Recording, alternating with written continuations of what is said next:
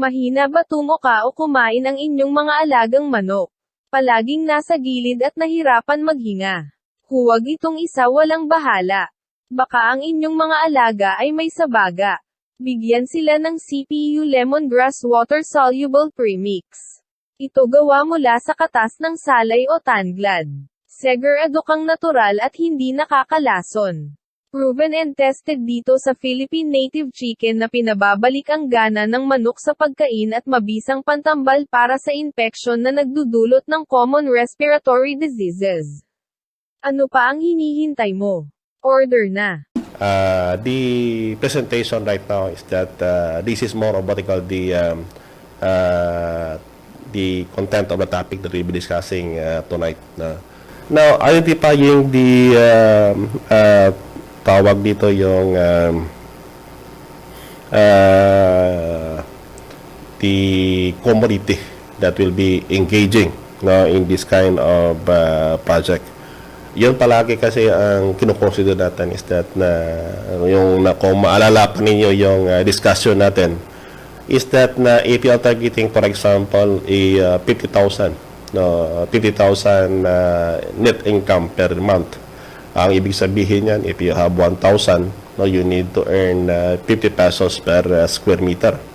That is per month basis. But as what we have discussed is that as the area of land that you have is increasing, ibig sabihin yung target net income mo per square meter bumababa din. That is why that pwede bang instead of having it on a per hectare basis, can we have it in per square meter to make sure that we are utilizing the piece of land that we have to maximize its utilization. Otherwise kasi if you'll be counting that on per hectare na parang hindi maximize, and given the price of land today na sobrang mahal, baka kapusin po tayo ng pera except if you have the pleasure of the money in the bank na kung kahit sabihin natin na kahit 150 million kayang-kayang mo bilhin, walang problema yan. But for the middle class like us, na minsan if we can acquire for a land na kung saan po by the millions, parang mahirapan po tayo. And beside, ang isa palagi sa consider natin is that the land that we have, na if possible, do not acquire land na kung saan pong location is sobrang layo po sa inyo. Isa po kasi yan sa consideration. Maybe at start, parang okay lang because you have the convenience of vehicle to visit your farm. But as the number of months goes on, magiging problema mo later on is that na pag wala pang income sa farm, ang isa palagi sa kinakount mo dyan is that how much fuel you will be spending every time you visit your farm. Kaya nga sabi natin is that na if you can access sa medyo malapit po sa inyo, the better it will be. Para at least yung cost natin in terms of monitoring and visiting the farm will not be as that expensive. Otherwise, kung sobrang layo kasi, you are adding it to the production cost that you have. Now, in terms of income, because you want to earn income, and for example, you have 2,500 square meters, or about 1/4 hectare, 2,500 square meters. If you will be targeting an income of about 50,000 per month, yung tanong palagi doon is that do I need to plant or grow high value agri-commodity? Kailangan ba talagang magtanim ka ng mga high value? Ibig sabihin po ng high value, for example, if you're planting broccoli, cabbage, and the like, yung medyo may kamahalan sa market, or maybe asparagus, it depends on your needs. Parang ganun kasi yan. Tandaan natin palagi that hindi naman talagang kailangan yan, but it is on the manner that we should be asking ourselves, aside from asking this one, yung awareness po nyo is in terms po sa supply and value chain. Meaning that before we engage in this kind of project. Pwede bang pag-aralan natin muna yung supply and value chain? Ang iba kasi is value chain analysis na lang. Pwede bang from supply and value must be considered? Kasi pag sinabi kasi natin supply and value chain, ibig sabihin po, it may start from the input down to what we call the table nasa lamisa na po.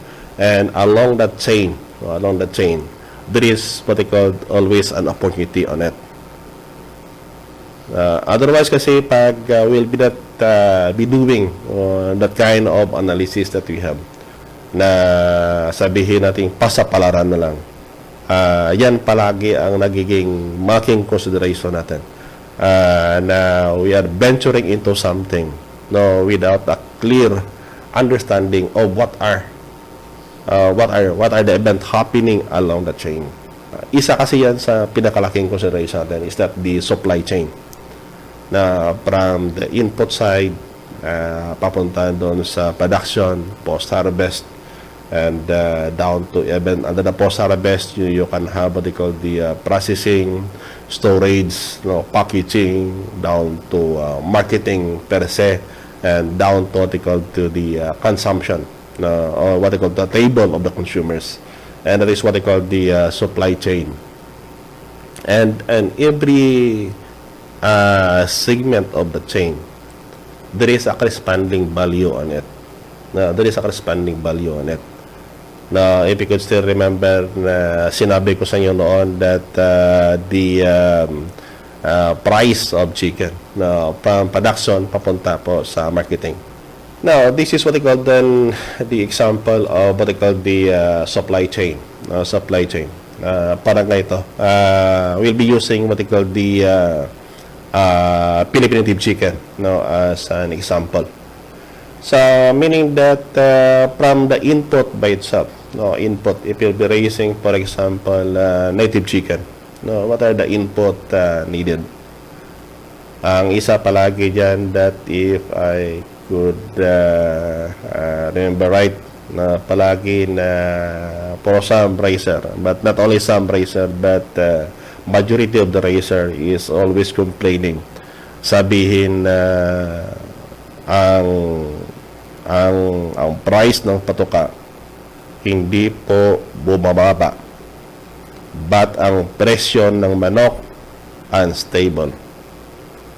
Marong projection sa akin isang kaibigan ko, sabi niya yung manok in the next few months from 135 baka aabot na yan ng up to 200 pesos per kilo.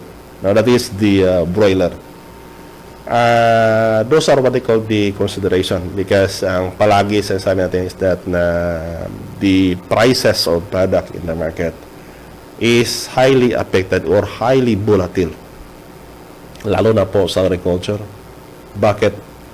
The law of supply and demand, malaki kasi ang participation ng law of supply and demand. Pag kaunti yung supply, yung presyo aakyat yan. Lalo na pag ang demand umakyat din, na pag ang supply po kaunti but the demand is greater, ang tendency the price of product will become expensive. But if the supply is limited but the demand is limited, yung price in the market walang movement, halos yan. Kung maalala pa ninyo ang mga sinasabi ko noon about the various risk in agriculture, parang ganon yan. Pareho sa baboy. Magkano ang presyo ng baboy noon? Aabot lang dito, for example, Lilo, yung 1 kilo is as low as 130 pesos per kilo. Katay na yan.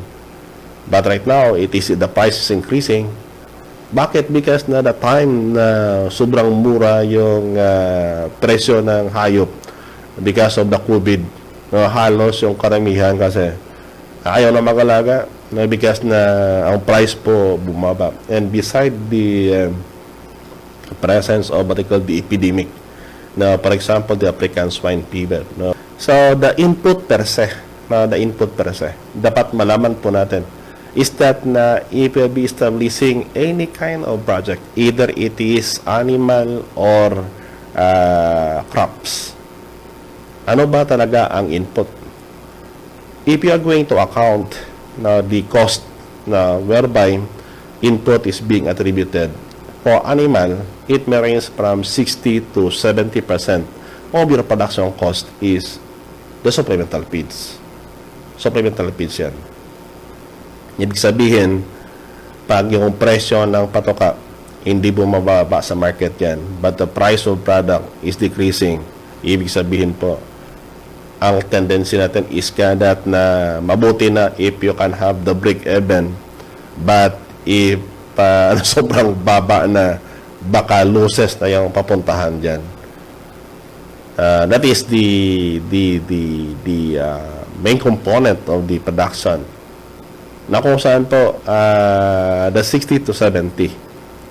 Yung kung bakit that if you'll be engaging in animal project, is that na pwede bang wag ka muna na pumasok agad, but you must to internalize or to know the every segment of the operation.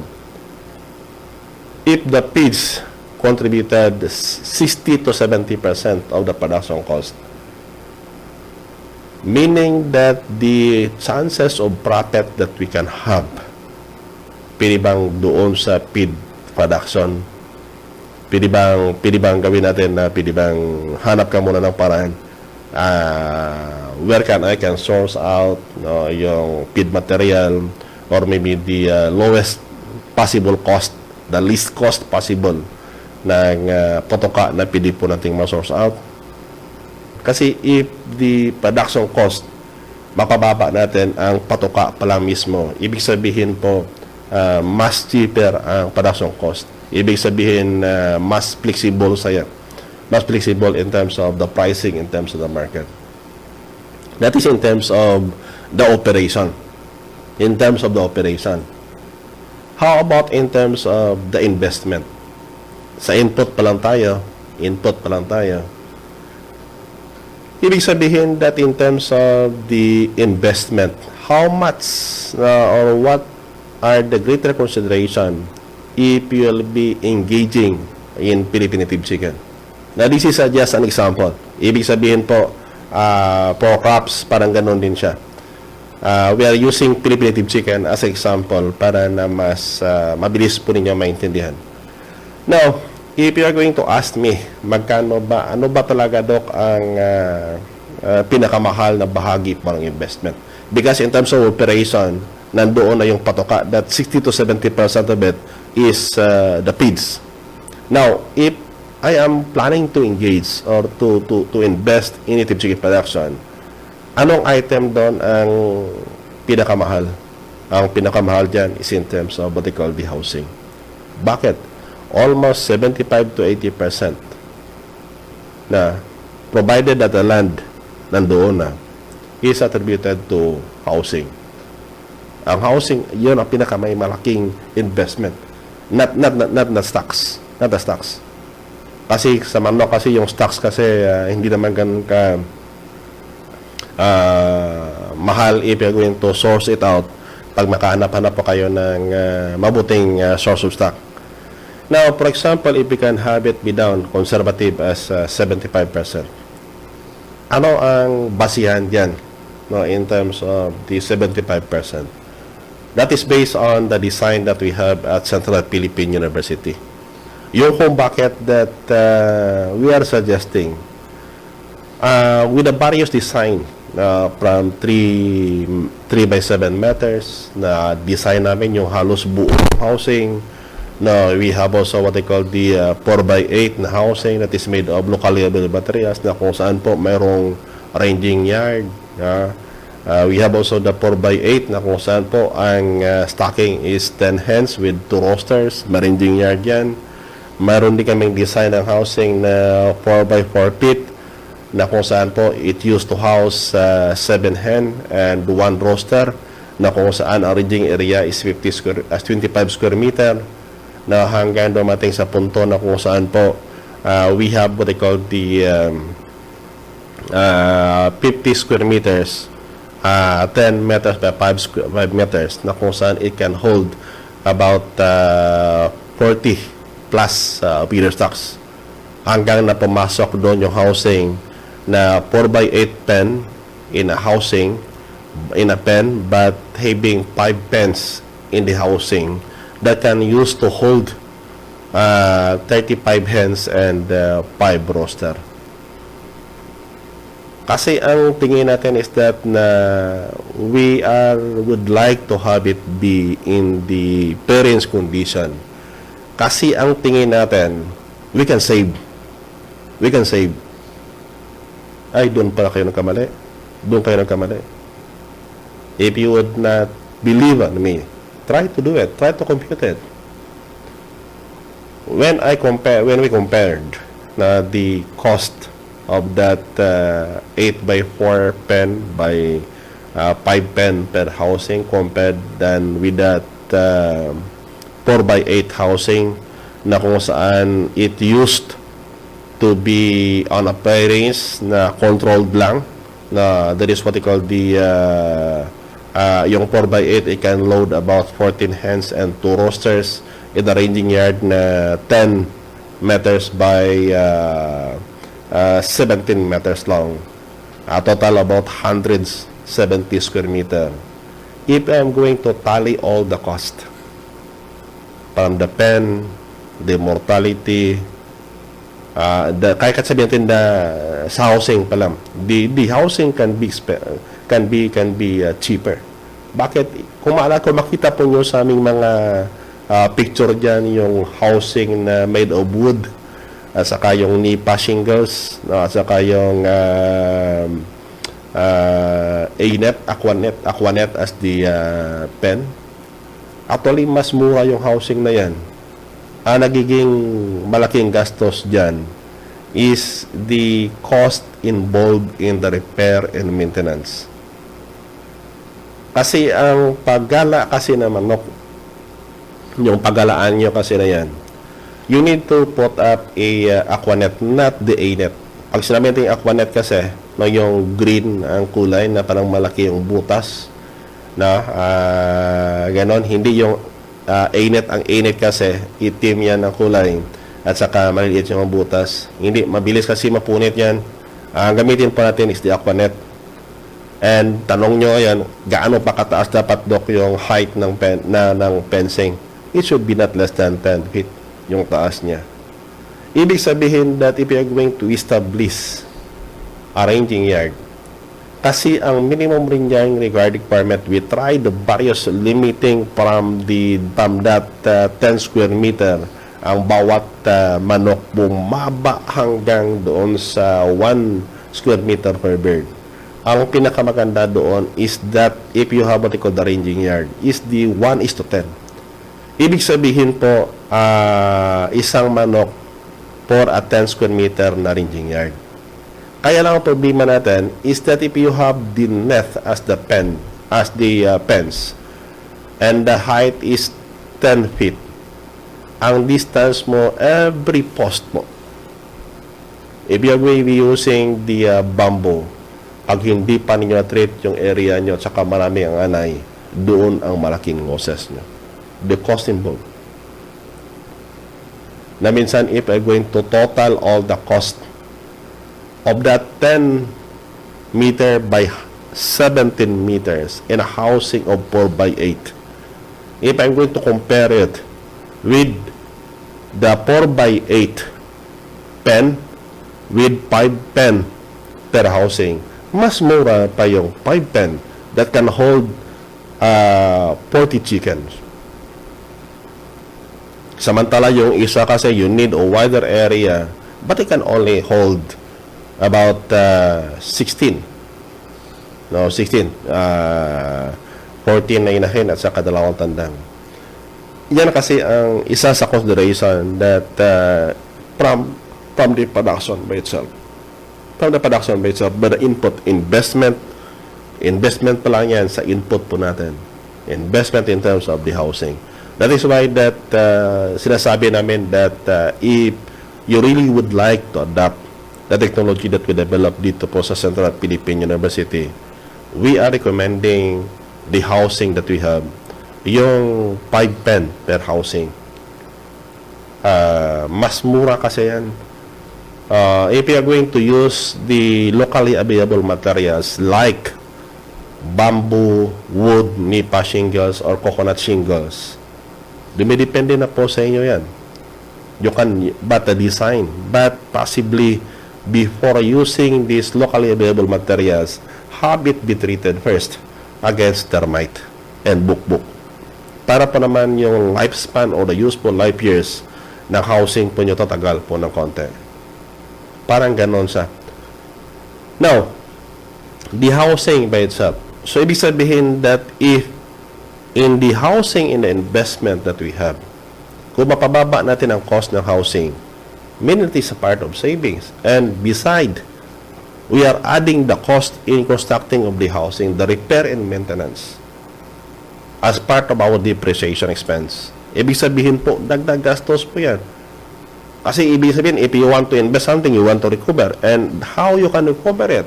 It is through what they call the depreciation expense. That is being added to the cost of your chicken. Input pa lang yan.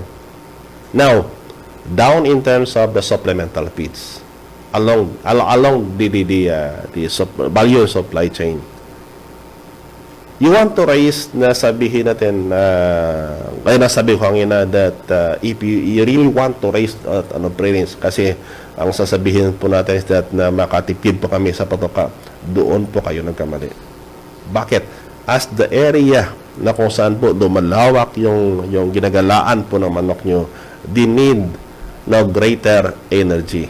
Saan nila kinukuha ang energy? It is on the feed that you are giving. The availability of the scavengable feed resources in the area is highly affected by the season and number of chicken that you are raising. Bakit po? It is because that if you're raising chicken, hindi naman ganon katagal na ang replenishment ng scavengable feed resources. Ang scavengable feed resources, ang ibig sabihin niyan, insekto, damo, o ano pa kayang pwede makita dyan mismo sa paligid o sa ginagalaan po ng manok natin. It will not last. With the number of chicken that we are raising, kahit na sabihin natin 170 square meters with the 16 chicken, maubos pa yan. Ay, naku, kulang yan. Kulang yan. And you can only attain productivity. Kasi ang manok kasi, ang ginagawa niyan is that all the feed or the supplemental feed o tinutuka niya araw-araw, ang una muna niyang pinupunuan po is the daily requirement. Ibig sabihin po, pag malawak yung galaan, they need more energy. Ibig sabihin po, ang mga patuka dapat nagamitin muna nila for ranging or what they call the foraging. That is why that noon kasi when we are recording the feed consumption, umaabot yan hanggang 120 grams per day. Just for you to attain the productivity of 15 eggs per day for every 100 hens. Iba kasi ang productivity in terms of egg production of the native chicken compared with the commercial breed. Yung kung bakit that if you have the native chicken flock na ang isa pa doon, ibalikan po natin kasi you have the flock and you have the input. Kasi yung patoka kasi is one of the input.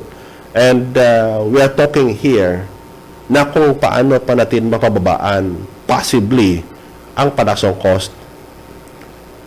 We are reducing the production cost para po naman na yung profit natin mapakyat pa po natin. Parang ganun siya.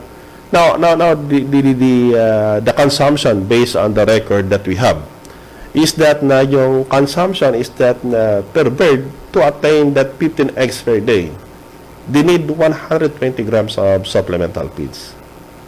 Pinagala mo na para makasave ka. Yun pala ang nangyari, mas tumaas yung gastos po ninyo. Kung parang ayaw nyo ata maniwala, try to do it. Try to do it. Basta yung manok po natin is native chicken. Isa kasi kita namin yan.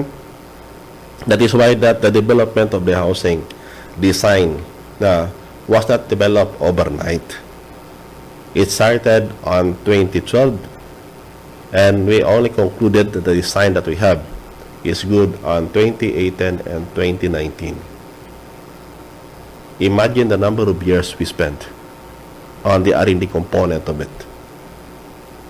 Kasi the input that we have, yung supplemental feeds, we are looking at how to reduce the feed consumption without affecting the performance of your flock. Kasi kung babaan natin ang cost ng patuka natin, ibig sabihin po, kahit sabihin natin na, for example, under confined condition on native chicken, it may consume up to 3.25 kilograms before it reaches what they call the marketable weight of about 850 grams. Kung price niyan is 30 pesos, magkano yan? Ibig sabihin po, yung 30 pesos na price niyan, baka 3 kilos in 1/4 kilogram. So, ibig sabihin po, 30 times 390 pesos plus yung 1/4 ng 30, that is almost 97 or almost 100 pesos. Sa patuka pa lang yan. Now, try to consider it. Yung kung bakit that along the chain that we have, dapat po pag-aralan po natin yan. Once you engage in this kind of project, even in some other agriprenurial undertakings, pwede bang pag-aralan mo natin ang bawat segment ng value chain before putting up investment? Para at least you must be aware of it. Kung patuka pala ang 60 to 70%, how I can reduce it? Baka sabihin natin, pwede na yan. Because ang isang katanungan doon is that, how can I reduce the investment cost in housing? Because sabi mo yung investment cost in terms of housing is about 75 to 80%. Kaya nga sabi ko, you can utilize what they call the locally available materials, provided that it must be treated. You can adapt the design that we have at Central Philippine University, not necessarily the material. Actually, if you'll be using the material that we are using at Central Philippine University, tatagal talaga yan. Aabot hanggang 10 years yan. Yung kung bakit na the housing of the chicken that we have dito po, mula pa yan sa mga housing namin way back in 2013, 2014. Ganon po katagal na siya. Pero still strong pa rin siya. It's just a matter of us how to redesign it. Kaya nga sabi natin is that na may mga trade-off kasi yan. If you want the cheaper one, use the locally available materials but have it be treated. So at least napababa natin yung depreciation expense natin. Kasi isa kasi yun sa cost natin. If you're going to sell the chicken later on, add on mo kasi yung depreciation. So the housing, walang problema na. Ang next along the input that we have is the supplemental feeds. So, ibig sabihin that the supplemental feeds na yan, ano kaya ang mabuti natin gawin? Maybe you can have it be done na kung saan mag-source output tayo. Mag-source output tayo. Ibig sabihin that instead of being dependent on the market for the feeds, pili bang kita na mismo yung gumawa ng patoka? That is why that kung makikita po ninyo in the page that we have, we are posting the feed formulation. Parang ganon. Kung makikita nyo, yun ang mga una kasi may mga formulation.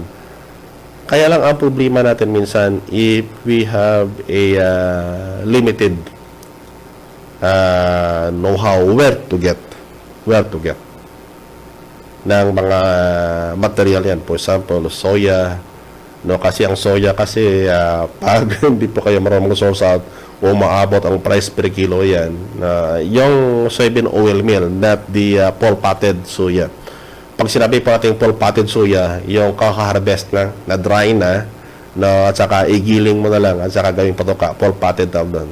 Yung isa, nung nakuhaan niya na pinigaan na ng oil po, yun ang mas mura. The price may ranges from 30 to even 40 pesos per kilo. And then, the copra meal, the rice bran. Ang rice bran na gagamit dito is not the rice bran that galing po sa mga mini corn meal. Mini corn meal.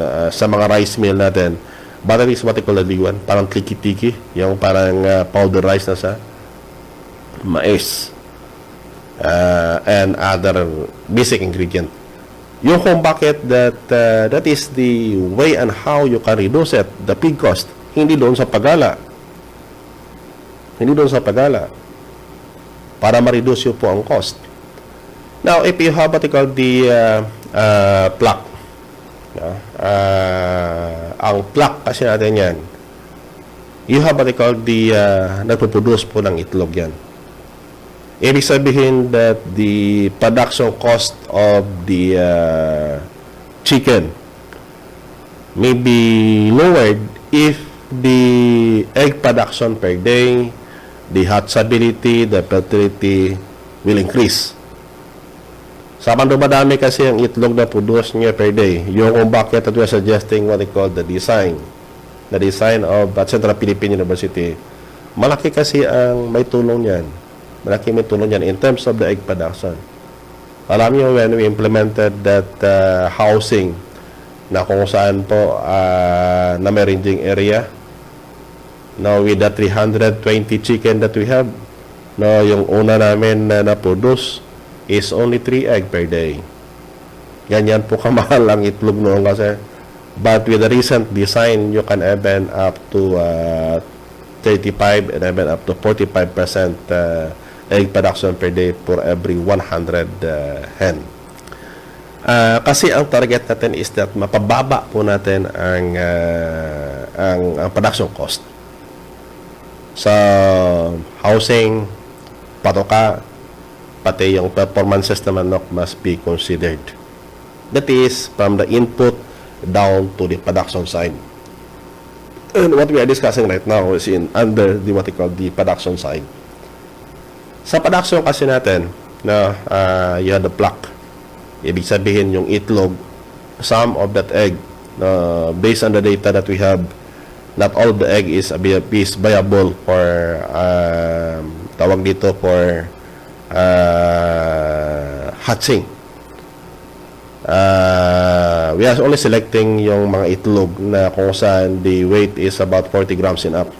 And randomly, ibig sabihin for every 100 egg, yung possible na percentage po ng itlog that is viable for hatching is only 85%.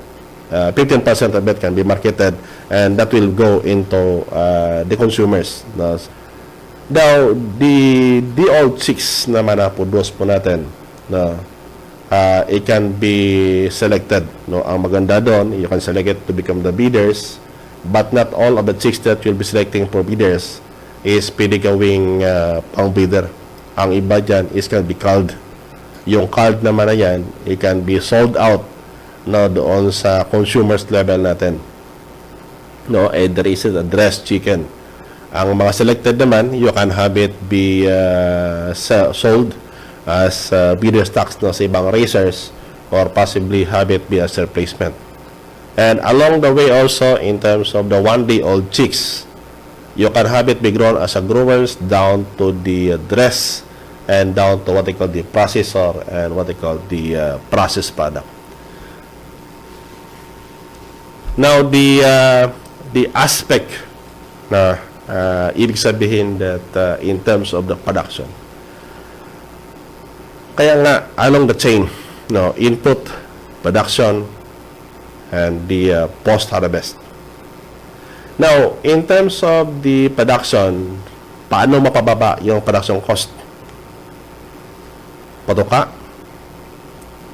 selection of the good breeder stocks, identifying the appropriate packages of technology, na kung saan po yung mortality po natin is mapababa natin. Kasi if mortality will keep on increasing, baka po aakyat pala pa yung ating production cost. Yung kung bakit that appropriate production technology para naman na ang mortality bawas-bawasan natin. And those are what I call the aspect under the production chain. Between production, when it reaches the marketing age, we'll be using the dressed native chicken. It will go into the post-production side. Sa post-production side kasi, if your farm is medyo may kaluyuan po sa inyo and then if you're going to dress your chicken, ang iba kasi under the post-production, sabihin na lang, will be limiting only on the production. Pabayaan nyo na doon, papunta doon sa processor or to the middleman to sell it. So, ibig sabihin, production, marketing na. Wala nang post-production. So, sa marketing yan, ang tanong ngayon, magkano ba talaga ang production cost? Considering all the costs, for example, now using what I call the technology that we have dito po sa CPU, ang price po or the production cost ng isang manok na about 850 grams to 900 grams, abot yan ng mga 150 to 160 pesos piraso. Ibig sabihin, if the price of it on a per kilo basis sa live, for example, in the market is 250, ibig sabihin mga 200 pesos yan yung 800 grams o 850 grams. Parang ganon yung price niya. So meaning you can have the 40 pesos after 3 months. After 3 months po yan, you have the 40 pesos per bird. Kaya lang ang naging consideration natin is in terms of what they call the marketing, because all throughout the Philippines, not all of the racers na meron access po sa market.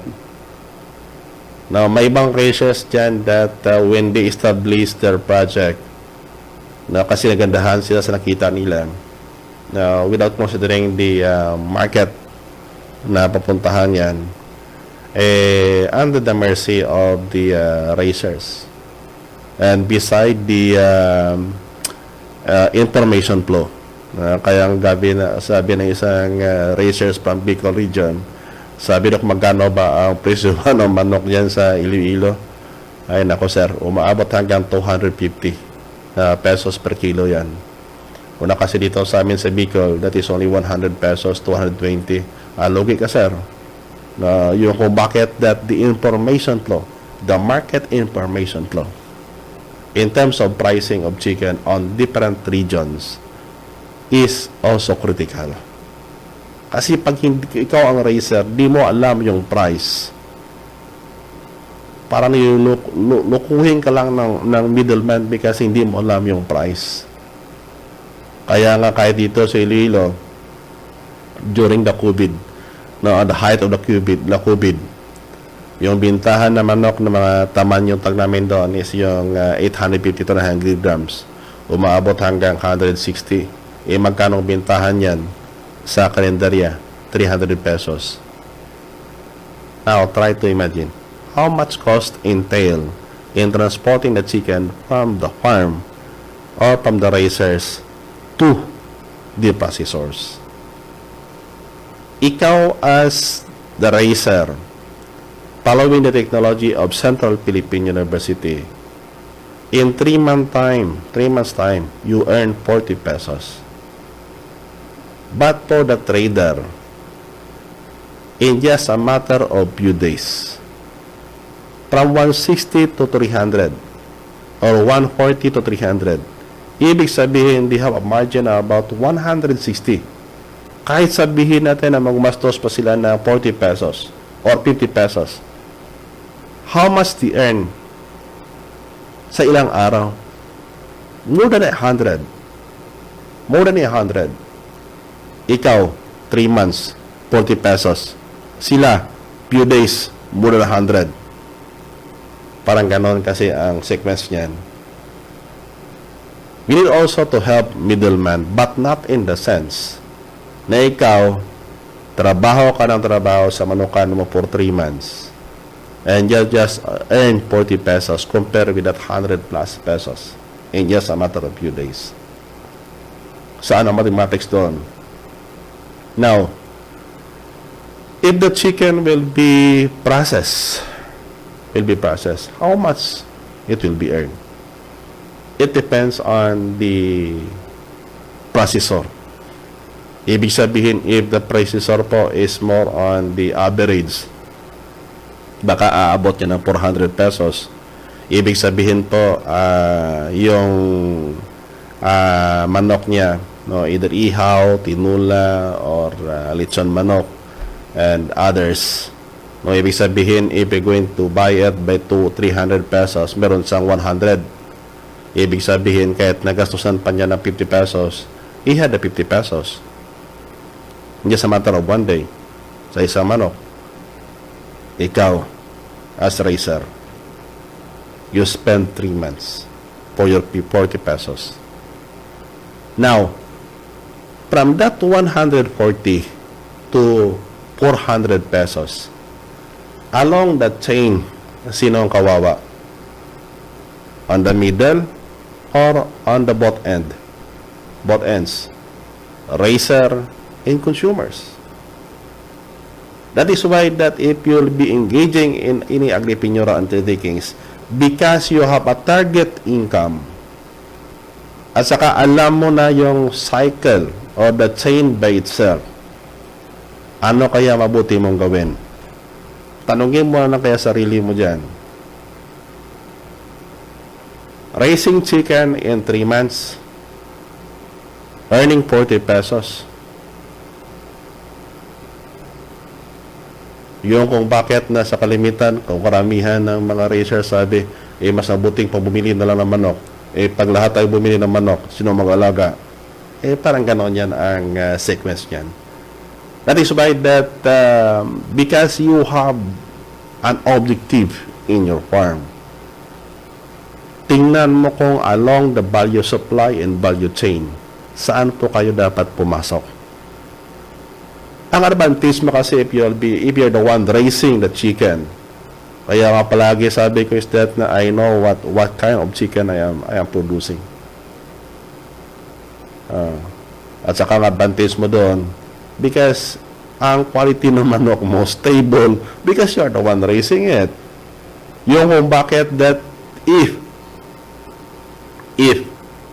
you'll be engaging from the production down to marketing po, yung post-harvest po must be considered.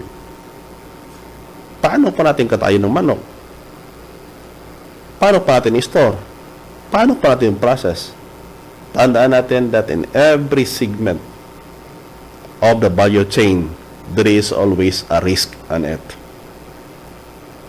And every opportunity that we are receiving, it is because we face the risk.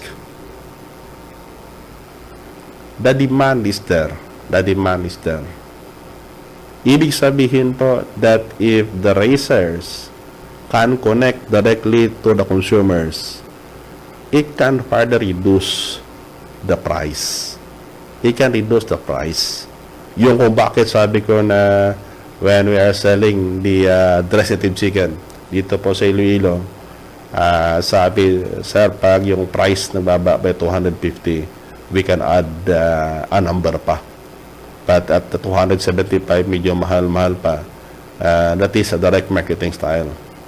Kaya nga sabi natin is that part in direct marketing channel. Because that profit and that different segment must be considered with the area of land that you have. Kasi pag ikaw ang nag-produce, ikaw ang nag-process, ikaw ang nag-market, would you think that 50 pesos per square meter target income is impossible? Hindi. Hindi siya impossible. Nagiging imposible lang siya if we are not creative and innovative. If we are not risky enough to face the consequences. Hello Canada, are you in dilemma of finding the feed specifically developed for your native chicken? Are you searching for native chicken products free from antibiotics and synthetic growth-promoting compound? Is any member of your household allergic to delicacies prepared out of dressed broiler chickens? The Philippine native chicken is introducing the Central Philippine University developed feed, the CPU feeds. The CPU feed is enriched with phytobiotics proven effective in preventing and controlling infections among the native chickens. The phytobiotics are the extracts coming from the plants. It means that there are no ill effects among those who could eat the meat and eggs of chicken fed with it. Studies showed these plant extracts reduce the cholesterol and uric acid contents of the products. So, what are you waiting for? You can visit us here at the Research and Development Building at CPU Campus, Jaro, Iloilo City. Or, you may contact the numbers on your screen for guidance.